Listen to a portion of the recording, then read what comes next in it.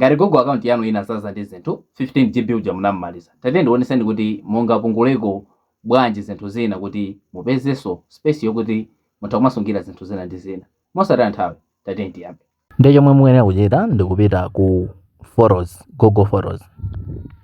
Kenako nkupita apa pa profile apa, kenako ndikupanga click apa pa account storage.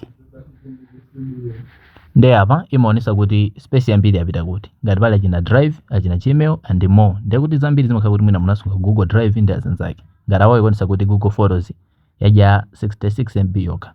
Ndi kuti kupita uku ku large photos and videos.